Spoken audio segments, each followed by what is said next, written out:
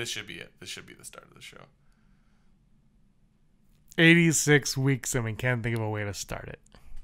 Star Wars! Hey, James, do you like Star Wars? No, not really. Oh, this is going to be an awful hour then. Yeah. So, a lot has happened actually in the last week. I watched The Last Jedi 3 more times. And I started watching, actually I finished watching the Jedi and the director. Have you seen that yet? No. I have. I'm going to do a video with Josh on it next week because I know you haven't seen it. And he's watched it. And we both came away with it with an opinion of it. Mm-hmm. And it is weird. I'll say this right now. If you liked The Last Jedi, then you'll just kind of watch this documentary and be like, oh, that's cool. Mm-hmm. If you did not like The Last Jedi, there will be ammunition for you to put in your bow and arrow. Wow. Yeah, you will have arrows. Really? Interesting. You will. Yeah, no. See, the thing is, if you liked it, you're not going to notice. But if you see, and I watch it like as a filmmaker, I'm watching this, and as the filmmaking, as it's going on, the pre-production, I'm just like, oh, this is interesting. What's going on here? So I don't think a lot of people will pick up on it, but if you don't like it, I guarantee you will pick up. But if you don't like it, you're probably not watching it. So I don't know. I'm James. This is Brock. And this is the Rebel Scum Podcast. Welcome. 86 weeks, 2 weeks away from when IG-88 takes us both out. I'm trying to hire an animator to make that happen. Just a picture just comes up. And that would be awesome. Today's show is going to be a lot of fun because Star Wars is fun. Star Wars is fun. Well, thank you for noticing. For most people, we got to talk about Rian Johnson's trilogy, solo Star Wars story. We have some odds, Holo news. But before we get into everything, something huge happened this week. 3,000 subscribers! Oh my God, it's finally happened. I can't believe it. Thank you guys so much. Yeah. As I yell in the mic. So much. No, seriously, that was awesome. We were like, well, I guess we might hit 3,000 in a couple of weeks, and it happened a little quicker than we thought. Yeah, no, it's great. It's just seeing it steadily grow. It's not like leaps and bounds. It's just like, it's like that game on Price is Right. Hubert? Oh. Nope, not Plinko. What was the one where one like with the yodeler is like, yeah. That's what it's like to watch our subs grow. I was at work when we finally hit 3,000, and I was like, we did it. And people were like, nobody cares. I'm like, I do. You sent me a text. You said, hello, Mom. 2,999. Yep. And I go, I'm going to unsubscribe. So did I. And then when I looked up, when I went to check, like literally as I got that, it was at 3,000 right then. So it was it was nice to see. Thank you guys all. The thing that I like is the comments down below, for the most part. Comments down below, and like engaging with you guys and talking Star Wars, because that's what we're doing here. We're having fun talking the wars. Yeah, man. It's awesome. I love it. It's your roommate Daryl's birthday today. Happy birthday, Daryl. Happy birthday, Daryl. He is not a fan of movies. It's your birthday, Daryl. Yeah. He likes Daisy Ridley. Yeah. But does he like Star Wars at all? I don't think so. He's like, I'll watch those movies. And he comes with us to the movies. He comes and watches them. After every single one, he's like, that was kind of boring. It's kind of boring. He knows Porkins, so I give him kudos. Randomly. I think I made him watch that one at midnight, and he fell asleep halfway. I'm like, dude, the Death Star, wake up. What do you got here? Also, guys, we got to mention our Patreon. We are on Patreon. There's no graphic. I'll put that in later. Patreon.com Rebel Scum Podcast. It's in the description down below. You can check us out. For $1, you get early access and our Clone Wars show, Cloning Around, which is in pre-production right now. You're doing a lot of work on that. I have notes. For $2, you get early access, Cloning Around, and the Star Wars documentary show that Andrew Fantasia is working on. If you have not seen it on the Facebook page, he posted some of the Fantasiapedia of Star Wars that he has. Fantasiapedia. He did it all from scratch too. Like he's there's strings. It's just nuts. For $3, you get. I just turned this off. For $3, you get all of that stuff I just said. Plus, you can have your emails and your theories and your questions and whatever else read and talked about right here with these two, and maybe Andrew and maybe Rob, but probably not. Maybe. We don't like Andrew too much. Yeah, he's the worst. Darth Ward did a thank you to all. I saw it, but I didn't watch it because it's scary. I will not engage that personality. And in our final Patreon tier is for $10, you get to be Rebel Scum yourself. Oh, wow. So you get to appear on Vote No Confidence or Duel of the Fates or Flying Casual. We're adding Flying Casual to that mix now. So that's a lot of fun. And thank you to everybody who has done that. And thank you to all of our Patrons. We're going to have a special gift for you guys. Well, it's not really. And congratulations to Zach, our Patron Zach, for winning the Last Jedi Blu-ray.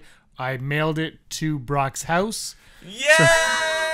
So if you don't get it, Brock will be watching it. I'm just joking. Brock's in charge of mailing it, so you might not get it because he might just keep it. Hi. And it will not. Welcome to Chili's. And it will not be the Canadian edition of The Last Jedi because Amazon will not mail it. It will be the remix edition of the Song of Ignition. Yeah. That's awesome. Yeah. Good for you, man. And you went to Toronto Comic-Con. I did. So you have Topps trading cards. Yeah, I didn't buy them there. I bought them in the US of A. Oh, well, Target. All good things. But it was the same weekend, so let's just say I bought them. All good things come from the States. I got the Star Wars. I want one without Rey on it. Can I have one without Rey on it? What do you mean? They're all... Oh, you! So I bought the Topps Star Wars Journey to the Star Wars Last Jedi, which I was very excited about when they kept announcing, like, oh, look at this picture. And that's how we saw a lot of images from the movie, was announcing this. So they're pretty fun. So I'll open one. Oh, this is the one I have not opened, so I've... Open it right here. Yeah. Oh, hold on. So here we go. What we got? In Search of a Pilot. That's cool. So it's not all... fun and games. It's different versions, because I'm pretty sure you can get, like, Rebel stuff in there. But that's cool. Rushing to Attack on, what you call it? Yeah, Kento Point. What you call it is the new... Shards of the Past. Is that Snokey Snoke? Snokey Snoke. Oh. And these are fun ones that are like... We ran out of money. Collect them all. Collect them all. And I think some of them on the back, there's a picture you put together. Like that looks like one of the that's cool. Posters. On the back of Snoke, he's batting .285 this year. That's what he's... he likes Pilates. Oh! Open one more. One more. Rey's Solitude. There's one from... Oh, there we go. That General Leia. Oh, that's another one. Oh, Rebels. Rebels. That was what I was trying to say earlier. Rebels. The Rescue of Han Solo. So there's Return of the Jedi. Chewbacca, of course. I'm excited. And Kylo Ren. Nice. That's a nice Kylo. Yeah. So nice. That was fun. I was like, oh, now I want more of these. So I call that one half Reylo. So that was cool. Really, you know what? It's like the old cardboard, but like you can see the artwork, like that fun like 70s artwork. Yeah, interesting. I like, as much as it's nice when they're nice and glossy, like this is kind of nice too. It's like, oh, it feels like a cardboard.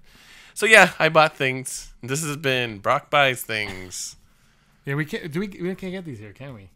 You probably can, but I don't really look for them. I haven't seen them anywhere. Like, I think the thing that we're missing in Canada is like, I think the Walmart's fun. We're missing fun. Although I gotta say this, we have better weather. Better weather right now. Yeah, we got sunshine. Sunshine. There's no snow. I haven't seen snow in like a month. That's true. It's been good. Usually it sucks. Target and like Walmart tend to have a section where there's like trading cards. I feel like maybe our Walmart has it, but like it's not in the position. So it does, but it's all Pokemon and Magic. Gotta catch them all. Yeah, but I think if you search, it's the same thing there though. I think if you searched in there, they might find Then I'm going tomorrow to search. Yeah, they're fun. I wouldn't mind collecting all of them. They're fun. Like Pokemon, collecting them all. Pokemon. So yeah, Brock visited the United States of America. Yep. He bought some Cheez-Its and... Oh yeah. Did you really? There's a new kind called Duos where there's 2 different flavors in each box. It's good times. I also bought 3 pounds of Jolly Ranchers because these colors do not run and they taste like cherry. Anyway, Dave Filoni was talking. Yeah. And so it looks like we will be getting the new... He said... So first, to preface all of this, to preface, as I used to say in grade school... and if I know to college, it was preface. I like preface. Apparently, so he said, when he worked on the Clone Wars with George Lucas, that they approached it like they would the films. They took it very seriously. It wasn't like it was an animated film because a lot of people, and we've talked about this, where there's an animated Spider-Man film coming out in December, and in no way will that live up to Homecoming in people's minds. You know what I mean? It won't be Spider-Man. Sam Raimi Spider-Man. It won't be Amazing Spider-Man. It's going to be an animated Spider-Man, and people are going to shy away from that for that reason, and it won't feel quite like it's part of the universe. That's just the way people's mentalities are. I know there are people out there that aren't like that, Rob. I know that, but you know what I mean. Like, it's just, like Spider-Man is successful as a cartoon in many variations. Right now, it's like but I get what you're saying. Like, it won't fit in with Avengers: Infinity War. Is what I'm saying. Like, it's different. It's different. Which is kind of. I mean, when you look at it from the Star Wars stance, it's like, like we've said, it's like, well, if it doesn't have a movie, it kind of doesn't happen. Like, only because it's just like, if we were going to have a conversation with someone that doesn't watch it, like, it's kind of harsh to bring that stuff. Like, Darth Maul. Everyone's like, he died. It's like, well, didn't exactly die. But he did because nobody knows, right? Exactly. So it's unfair. Like, we know, you and I know. And we enjoy it. And it's great. It doesn't make it less fault or less true. It's just you kind of can't bring it up. But like, how often are you gonna have someone that says, "Wouldn't it be cool if Darth Maul came back?" I possibility, but like, when it comes to the Obi-Wan film, you get that a lot. Yeah, but you know what I mean. Right? It's weird that people that are just like kind of casual fans are like, the Obi-Wan film, like, if I Darth Maul again, I'm like, wow, why do you say that? And they're like, well, because he's cool. Basically, because he's cool. He is cool. Yeah, he is. Anyway, so he said all that, which is great, and he said, but you got to find the right medium to produce the story you're producing, which I thought was kind of cool. So it's like, if it's going to fit better in animation, you make it animated. Yeah. If it's going to fit better live action, you make it live action. I really, really respected his stance on that. And then he said, we're going to find out soon what the next animated series will be. Brock, what is it going to be? I don't know. Okay, well, I thought you called Filoni yesterday. I did. I was thinking about this when I read the story. I was like, what? Because I knew this inevitably what we'd be talking about. If I had to decide right now, I feel like it should be about what happens either, between Empire and Jedi or Jedi and Force Awakens. Luke Skywalker is dead. He might come back, who knows, in episode 9 or whatever. But he's dead now. Let's tell the stories that we don't get to know. I mean, the comics are doing an excellent job with that. And they live between New Hope and Empire. So there's still a lot of places we can go. Though, that being said, I do love where the stories go with these new characters that only exist in the comic or the cartoon. If you sold me an Ahsoka and what's her name? Sabine doing something. Like, if it's like a Quantum Leaps show where they're just going, so that's your way of just like planning them from one time period to another, and they have to do something that doesn't really affect anything, but you get to see them interact with all these different characters. I'll get into that. But yeah, I don't know. I don't know what to say. I do want to know more about Ahsoka, but I'm okay if they don't. Like, yeah, I kind of feel like Filoni's got an idea for that. I really want that show too. I think everybody wants that show, and that's why I think that's not what we're gonna get. No, yeah. Somebody put artwork out there. It's in the style of the Clone Wars 2D show, and it's Luke and I think God, I can't remember Han. I'll put it on Facebook if I can find it. It's all over Facebook if you haven't seen it, and it's young Ben Solo, and it's called Ben Solo. Yeah, there you go. The artwork itself is phenomenal. But yeah, look, Empire Strikes Back, Return of the Jedi, that's a period where Forces of Destiny touched on it, where Leia got her a Bouche costume. They touched on that. Fantastic. That's the best Maz Kanata I've seen since Battlefront 2. Because she is not good in the movies. Subjective. But, that's a good time period. And then what the hell happened after Return of the Jedi? Apparently a lot that we don't know. And for some reason they're not telling us. That's a good way to go. And I would trust Filoni to tell me that story. Unless Favreau's doing that story. Which I'm also fine. I don't care. You know what? I don't care. I mean, there's definitely a place to tell a story about Star Wars that doesn't have to necessarily relate to the movies. I mean, look at how good Lost Stars is. Look at the storyline of Battlefront 2 where you follow Iden around. It's like, this is interesting. I mean, occasionally one of those characters hops in, but like, Iden is an interesting character. Sheev. No, Shriv. Sheev is the emperor. Yeah, I know. Shriv in Battlefront 2 is awesome. And they just put him in the Disney Adventures from IDW with him in like Nyan Yum. I'm like, yes. It's for kids, so it's not overly engaging, but like, especially using the comics as an example, and we're going to talk about it later in the news, it's like, that's interesting too. And it's like, oh. So there is definitely an audience for new things, and kids, as long as you throw in something fun, they'll go for it, because it's like, that's the funny thing about Rebels. It's like, this is for kids, like, but it isn't. It is and it isn't. But it's like, so like, I think Filoni has his way of printing his own money, where it's just like, just keep making that same thing. Cool, awesome. I mean, even Forces of Destiny is still cool. It's a different format, but like, wow, they're doing a lot in that. Yeah, I still think they screwed the pooch by making everything canon.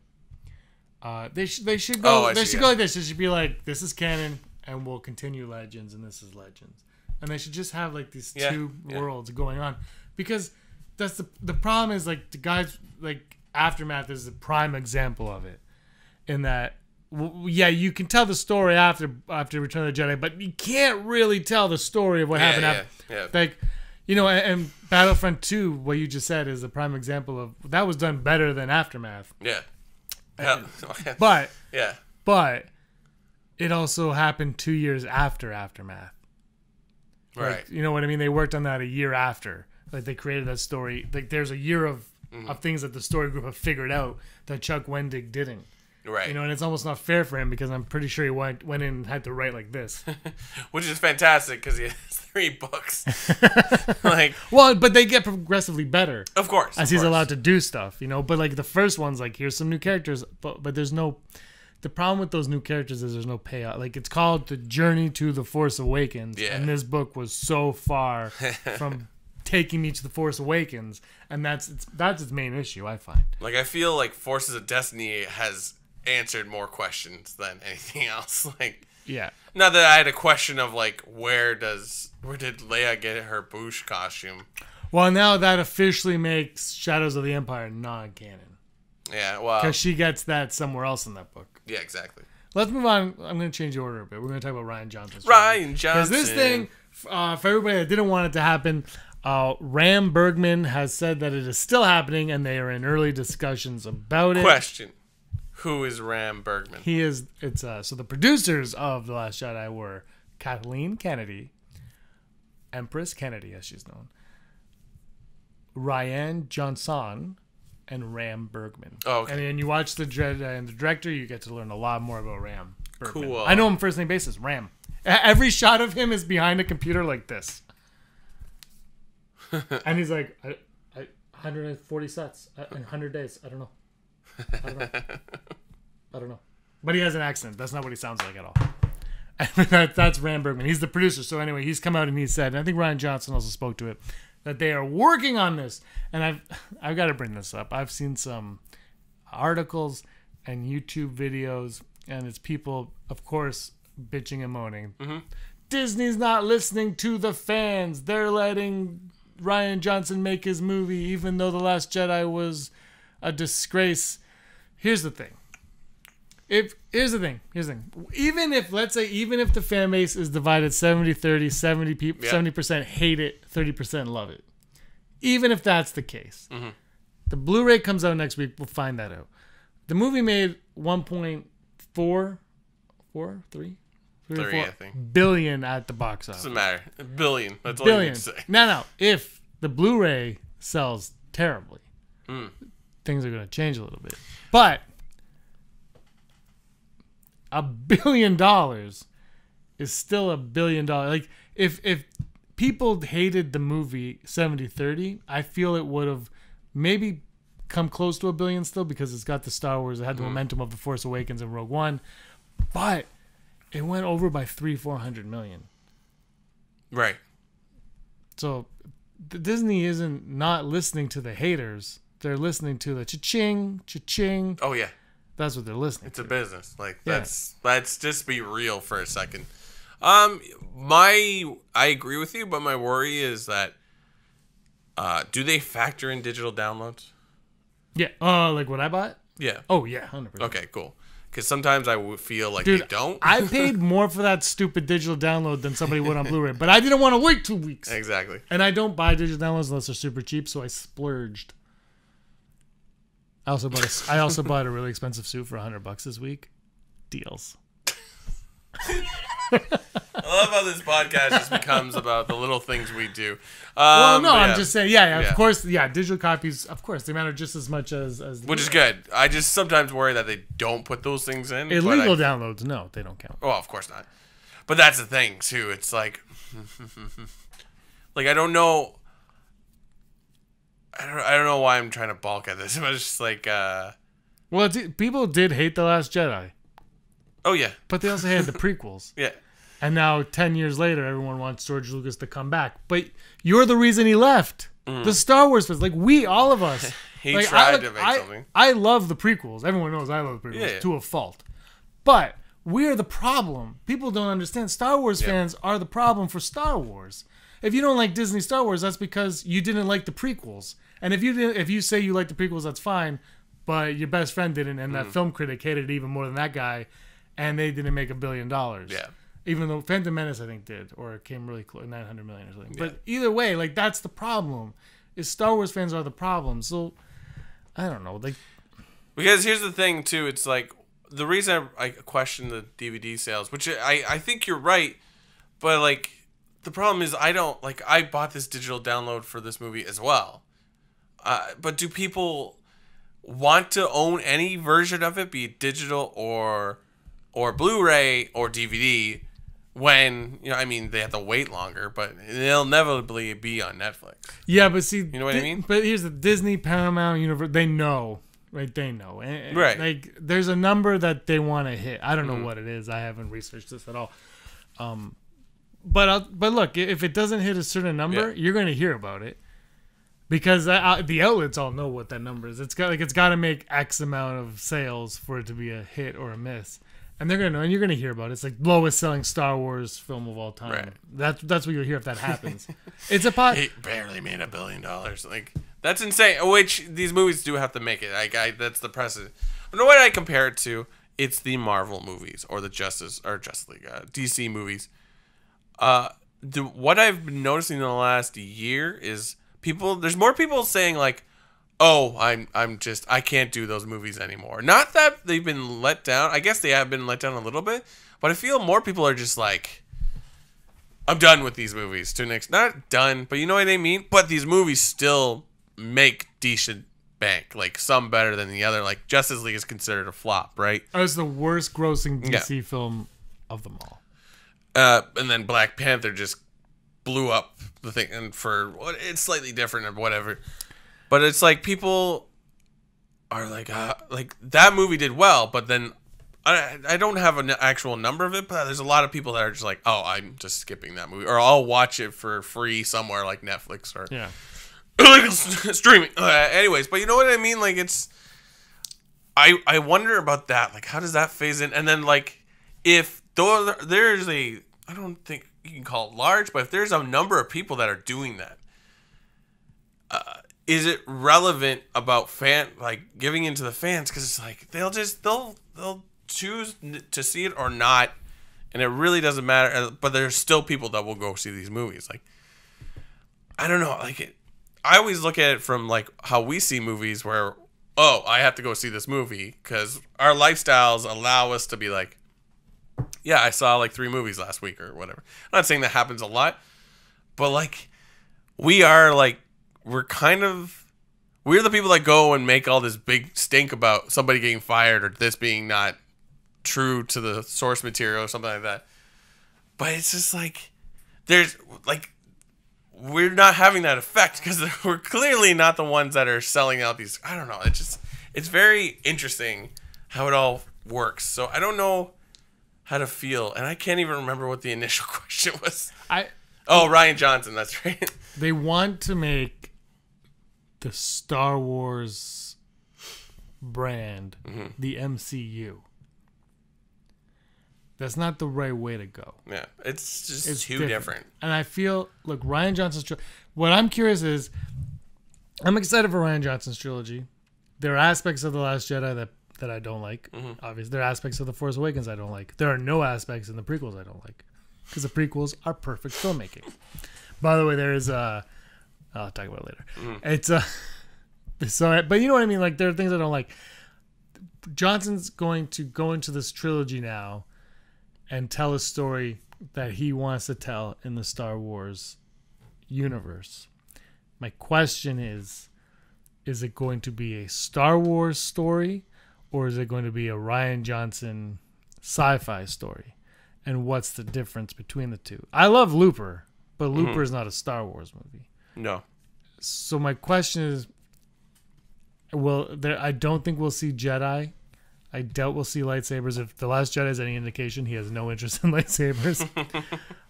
But the Force has to be there. Yeah, because Star Wars, I feel the Force and good triumphing over evil is Star Wars.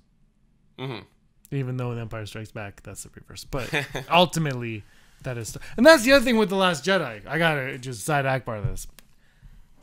You can't give an honest opinion of it until we finish this trilogy out. Yeah, no, that's the thing. Like, Rian Johnson is a pretty good director and writer. Like, he hasn't made a lot of things, but the things he's made prior to Last Jedi were like, wow, that's really cool. You might not like it, but I was like, wow, that's a really interesting story. I always find those movies you watch is like, wow. But again, like, it has to appeal to you. Like, Looper, if you don't like Westerns or sci-fi, that movie's not going to appeal to you. You could be like, what is going on? And I guess that's sort of the same thing with Star Wars.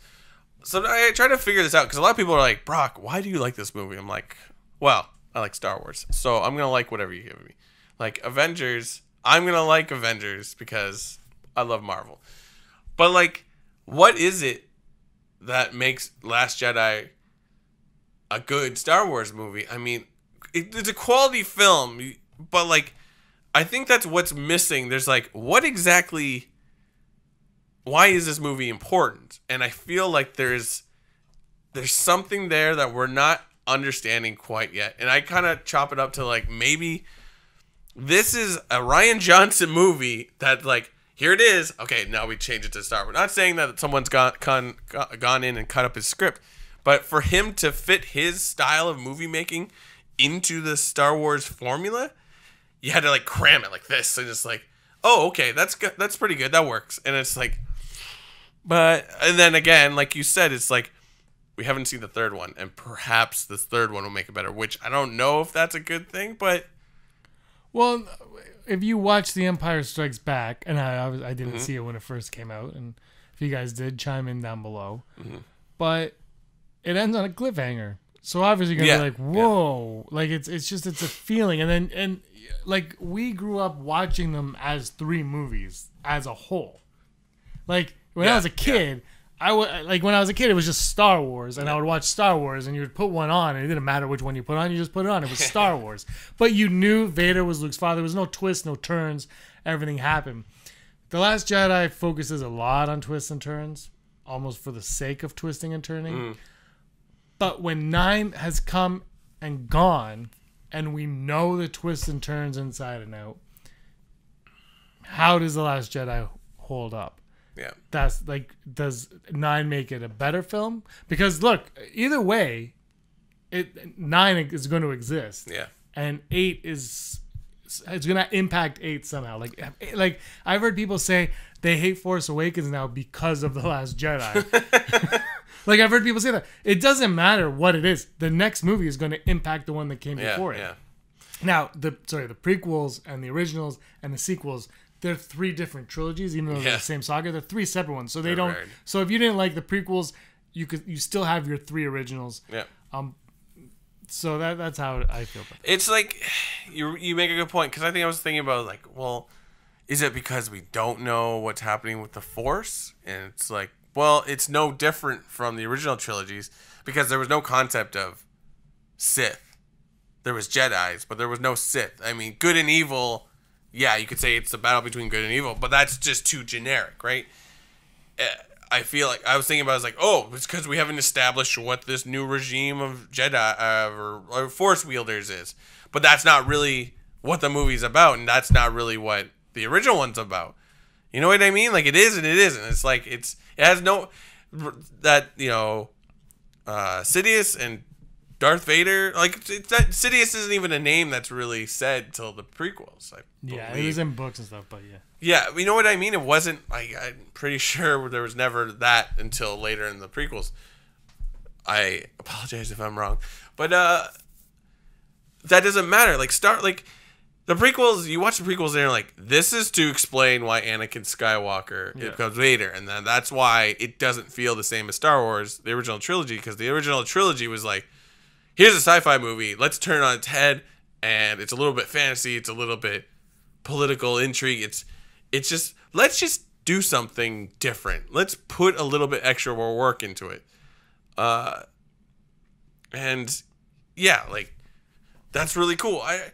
Maybe it's nothing new. Maybe at the time it's like, no, that people were trying to do this, and George Lucas was the only one that was successful.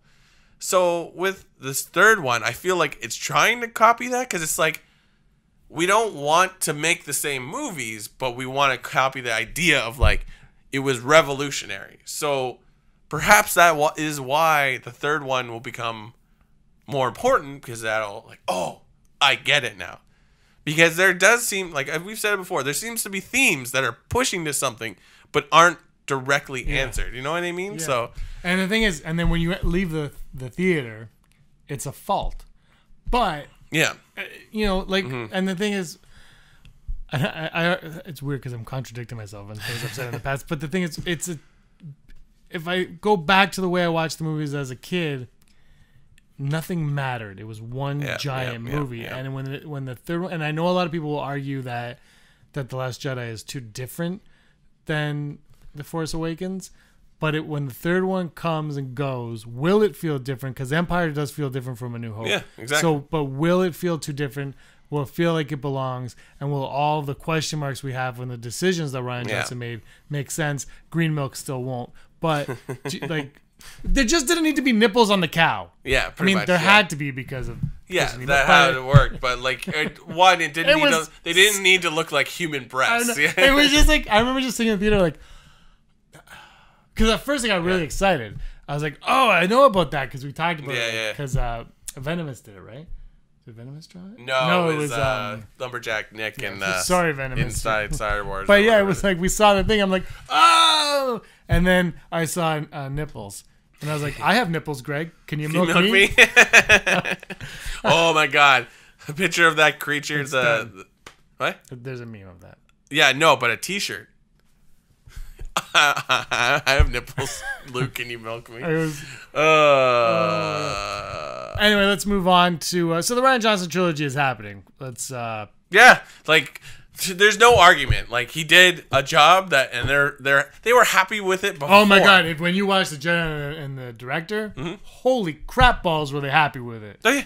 Holy crap balls. Kathleen Kennedy. They're happy, and they made money. Yeah. Guess what? So, look. If this movie makes absolutely no money, and let's say Solo makes absolutely no money, and it's a direct response because look, Solo, a portion of Solo's profits are going to be because of The Last Jedi. Rogue One benefited from A Force Awakens. Yeah. Force Awakens benefited from not having a Star Wars movie for years. That's how it works. Yeah. Now, and then if Episode 9 comes and it's really in trouble, then this Rian Johnson trilogy, they might look at it a little bit differently. Oh, yeah. But look, I know a lot of you watching absolutely hate the fact that Rian Johnson's doing it because you feel like he ruined Star Wars. What's fair? You ruined Star Wars.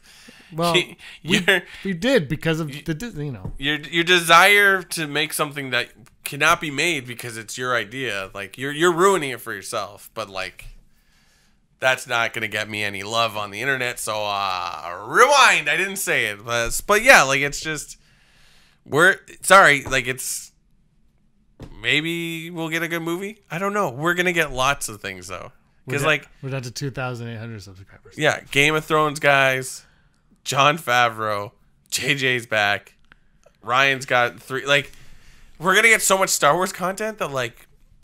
Hopefully, in a couple of years, we should forget about how much we hated The Last Jedi. Well, that's the thing. Not us. That's the thing. You know, it's funny. Last Jedi comes, fan base, blah, blah, blah. Yeah. Rebels kicked ass. Yeah, that's the thing. Like, it's just like, there's just so much stuff that, like, you're not going to like something. It's going to happen. I don't know. Yeah, you do what you can. Let's move on to my favorite story this week.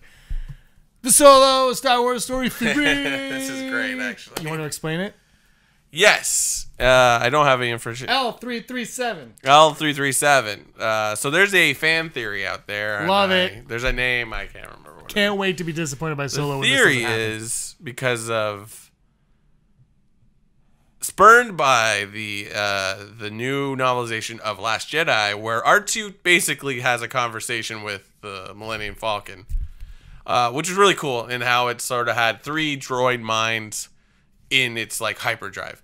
And this is not a new concept. Like, it's mentioned in the movies, but like 3PO talks to the hyperdrive and it's like cantankerous, but in Last Jedi it's great because it's developed more, and like it said like, oh, one of the droid minds liked gossip and fun romantic things or something along those lines. It's very interesting, the concept of like the ship is its own being.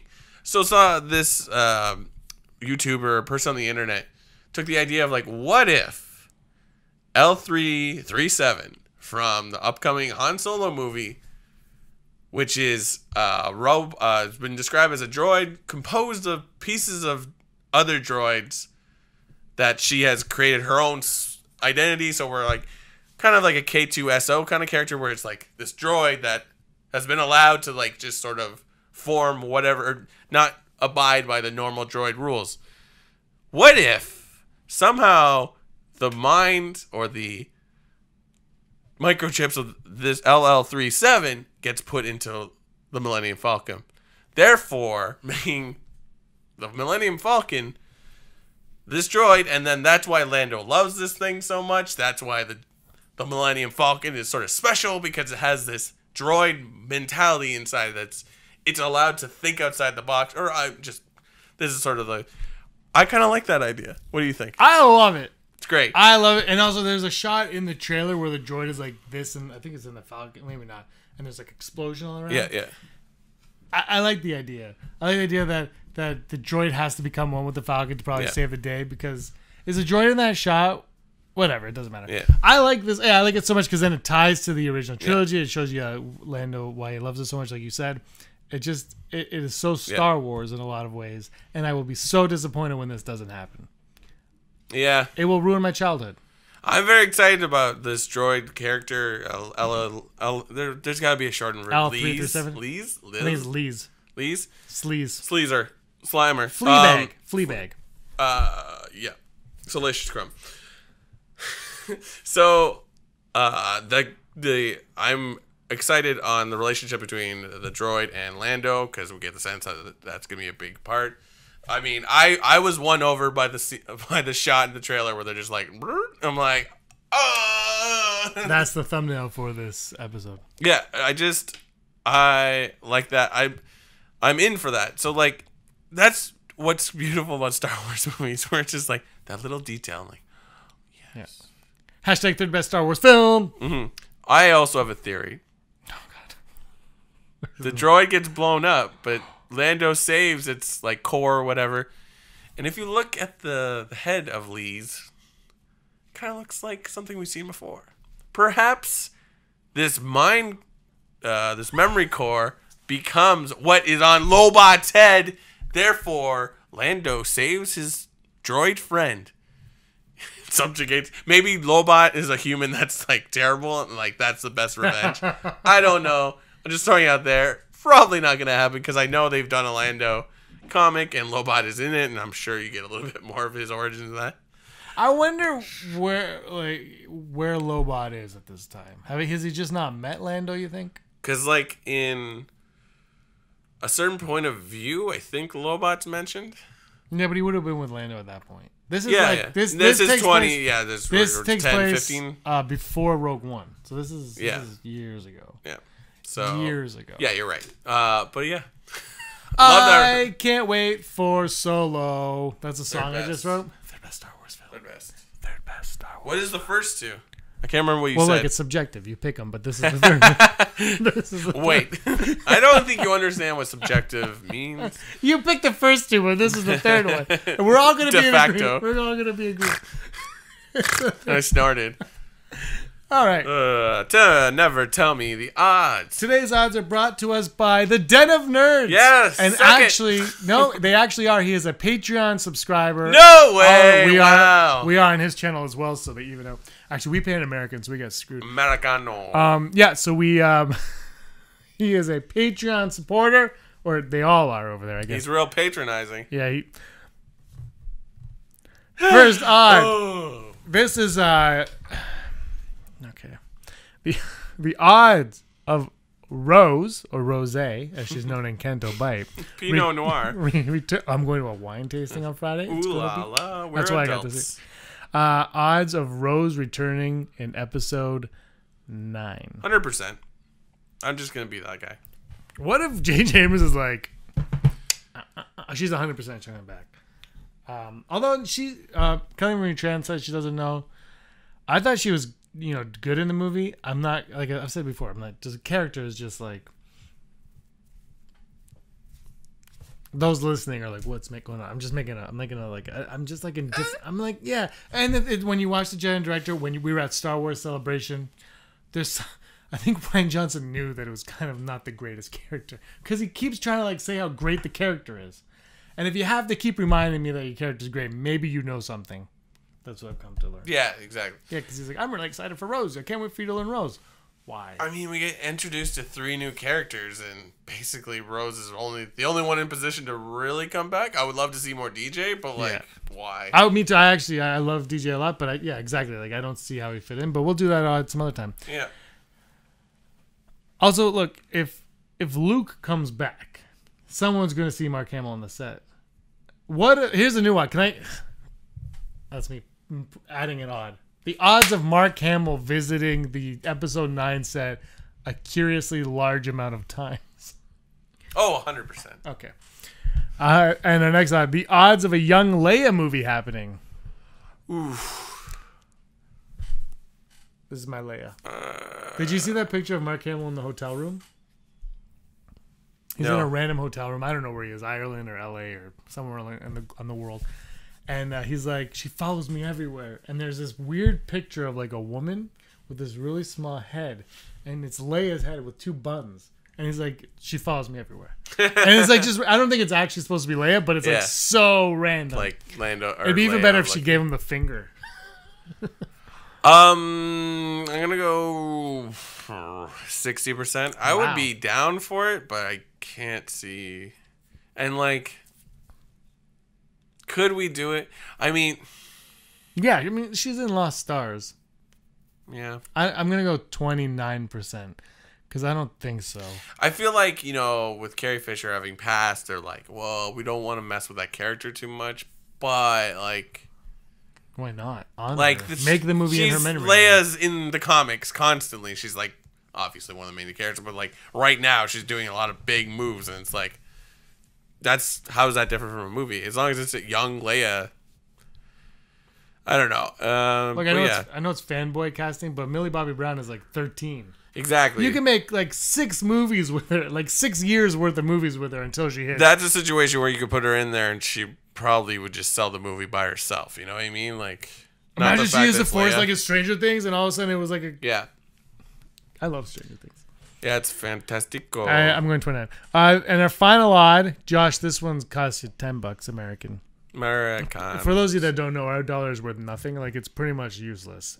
Like, well, you were just there. It is pretty much useless. So I want the American. In comparison to American, but like, yeah. No, it's useless. I mean, other things it's a little bit better. Oh yeah, let's go to Europe where it's even more useless. Hey Britain, how you doing? I can't travel there. I can't afford a pound. You crazy? And this has been Suck It Canada. Yeah, but our prime minister likes Star Wars. Or sorry, our Canadian president. Odds of Hux being the main villain in episode 9. 95%. Like, I feel like I think we've talked about it before, where it's like Hux is going to be relevant in the next movie, and like he's definitely going to try to make a move. I think it's as much as it's Rey versus Kylo, could be Kylo versus Hux, but or like as we keep thinking about Poe being a leader in the next movie, Poe versus Hux, they can butt heads. So yeah, I'm going 91.7 because I think it'd be cool, and I think he'll get wise to Kylo and be like, I need to take over because Kylo is a loose cannon, and he'll worm his way around. I hope. I like Hux a lot. The first scene with him and Poe in The Last Jedi wasn't my favorite. I thought the humor was way too much. I think the way Hux was reacting to it. Yeah. I want pucks. Pucks. I want you Hux shipped to, it. Yeah, there you go. I want Hux to be not Tarkin, but more strategical. That's a maybe more like a Krennic, where he's like strategery is the Will Ferrell has good ideas, but then it's just too self-absorbed. As much as I loved the opening scene in Last Jedi, it does. That movie really makes Hux look like a buffoon. Like, and he kind of. Yeah, he kind of is, but I thought it was too much. And, yeah, there's points where like you're in charge of this. How do you not know how these things work? Yeah. Like, and I would like to see him. Also, the whole I've got them on a string. I think Snoke would have known about that. Yeah. Anyway, but I would like to see Hux kind of the tactical side of Hux kind of take over. Yeah. But he can still be Hux in the ways he does things, and move on from there. That's what I would like to see. All right, let's move on to the Holo news.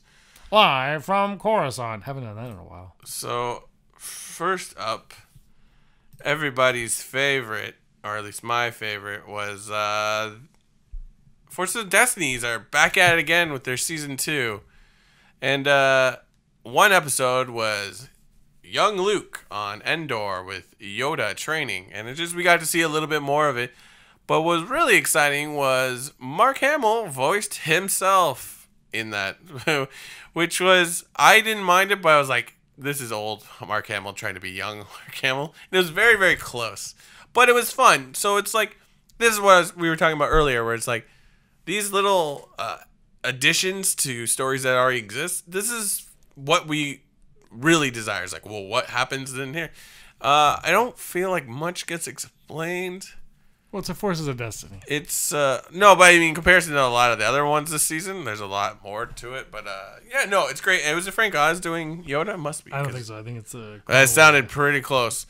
But, yeah, that was cool. So, definitely go on. It's on YouTube. It's free. They're not long episodes. They don't take up much of your life. So, check them out. Yeah, this one is really long in the world of. It's like 2:40, I think. Okay. The Porgs one is only 1:30. Yeah. Next story. Darth Vader is lighting it up on the comic book scene. It seems like an issue 13, which I have read and like am very well enjoyed.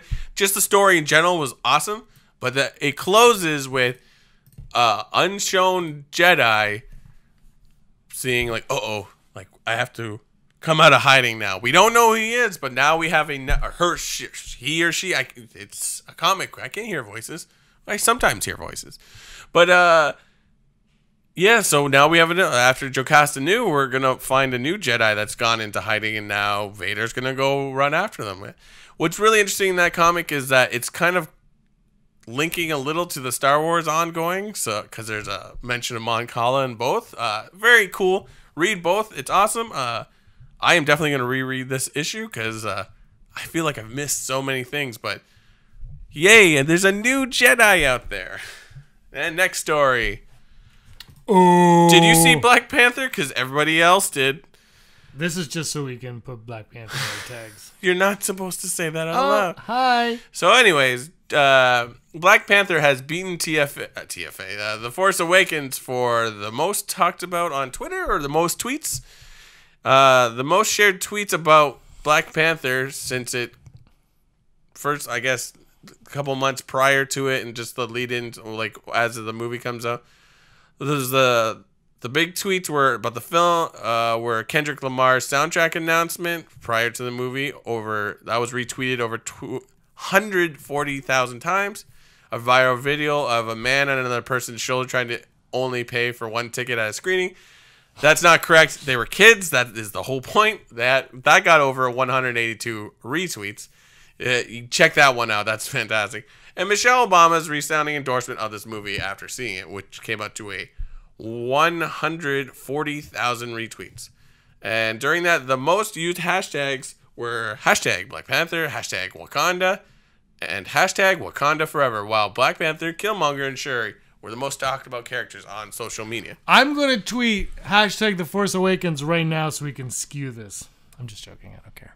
Oh, wait, wasn't this more about The Last Jedi? Wasn't the comparison The Last Jedi? No, it's The Force Awakens. Yeah, well, anyways. So, yay, Black Panther. Because nobody tweeted Last Jedi. And our last story doesn't have a graphic. Yay! But it also kind of goes back to one of our other stories, Force Awakens.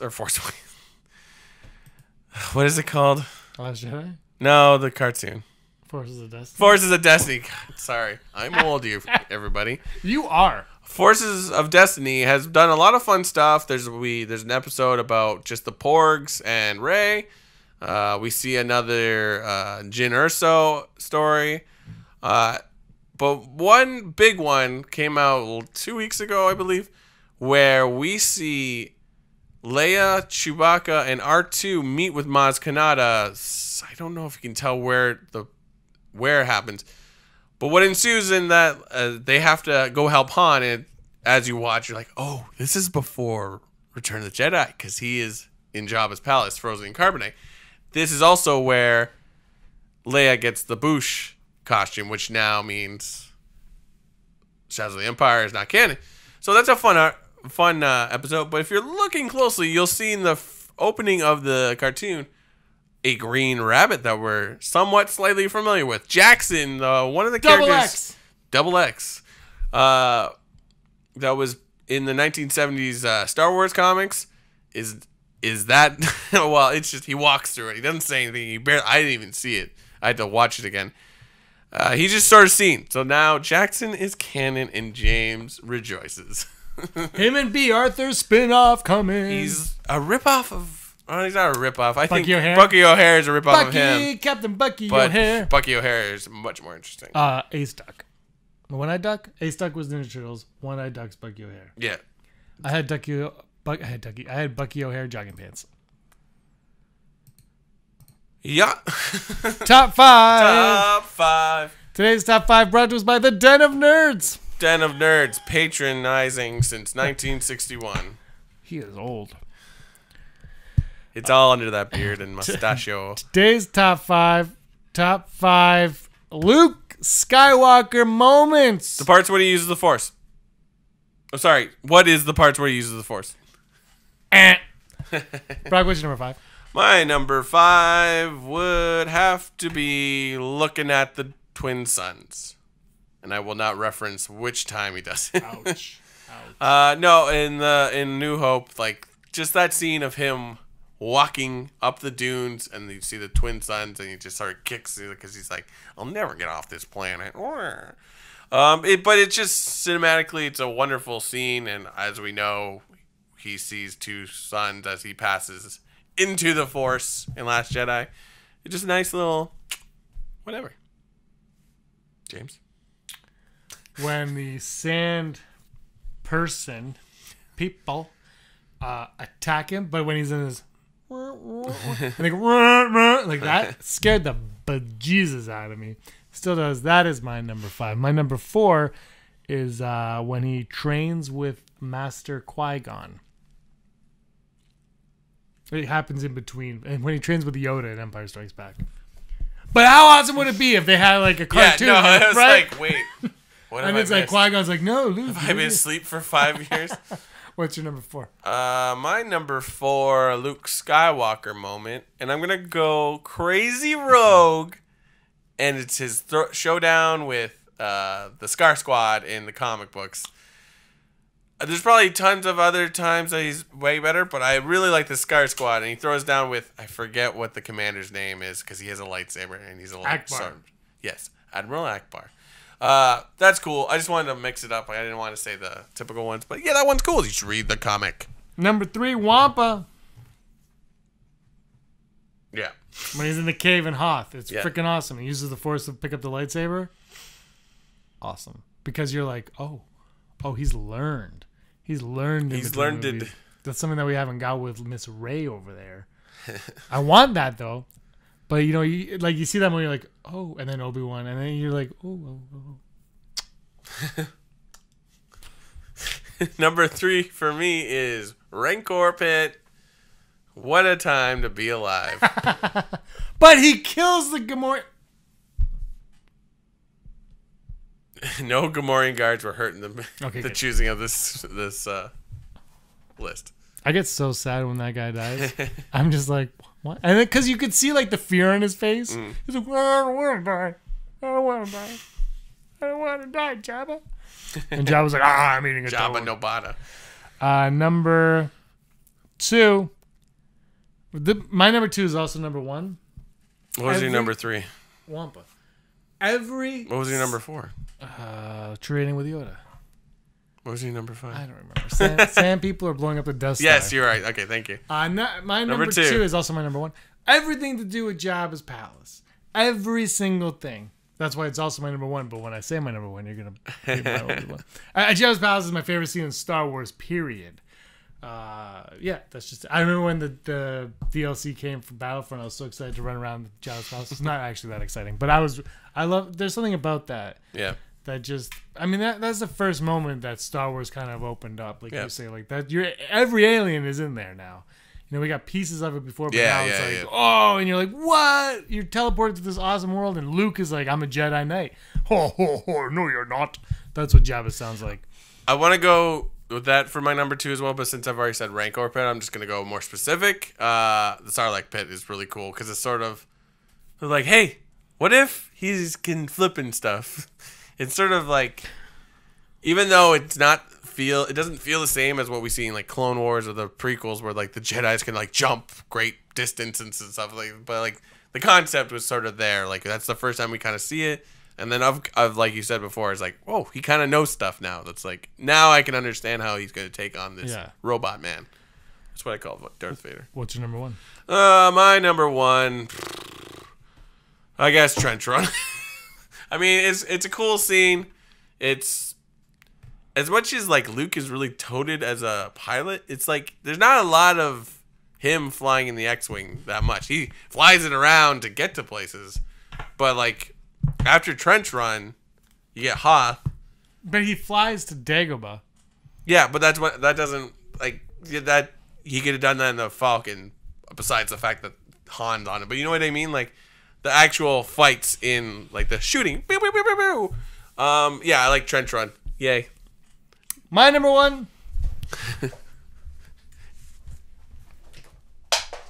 Hi. Green milk. Oh yeah. Drinking the green milk. I didn't think you'd run that fast. Green milk. This has been your green milk. When he Why are we sponsored by Green Milk? This podcast has been taken in by the Green Dairy lobby. It's the Rancor Pit is my number 1 Luke moment. Rancor Pit. But anyway, that's green milk has to be on the list because someone's gonna get mad at that. He starts with blue milk. He ends with green milk. Green milk. Do you think there's a reason why? I think the whole point of that thing is just crazy. No, I know that's the point of it. And we never really calls it green milk. We're just like, that's green milk. Well, I guess blue milk's milk's a space cow. You're a space cow. And drinks green milk. It's green milk. No, I understand that part. He doesn't have to call it green milk for me to know it's green milk. You didn't have to mansplain that scene to me. It's like when you watch the movie Dogma by Kevin Smith. Dogma. Get well, Kevin Smith. And there's an air conditioner part, and you see like these flags are waving, and it's because Kevin Smith's like, no one would have known the air conditioner was on, even though there's a sound. But yeah. Yeah. No, it's like people are dumb. End of discussion. Green milk is green milk. That's been our top 5. Let us know what your top 5 Luke Skywalker moments. I'm so sorry for the green milk bit. I might cut that. No, I won't. Thank you, everybody, for watching us for 86 short weeks. It's been incredible. Thank you for all of your support. Subscribing is unbelievable. Yeah. If there's anything you want to hear us talk about, let us know, and we won't. Next week, I'm going to do that video with Josh on the Jedi and the Director documentary. Cool. Andrew is going to do a video on Mortis. And this weekend, you crazy kids are going to get Andrew talking about the Canon comic books. You ever read the Canon comic book? No. He read them all. He says it's fantastic. He's going to do a review of that on Saturday for the channel. He's crazy. Apparently, it's really good. I don't know. I haven't read it, but I like Canon a lot. Spoiler alert, he dead. What? He died. Spoilers. All right, guys. Thanks so much for watching. We'll see you again next week, probably sooner. And until then, Brock, you were always scum. Green scum. Hey, scumbags. Thanks for watching. Don't forget to give us a thumbs up on our video. As always, please subscribe to our YouTube channel, Rebel Scum Podcast, for all the latest videos.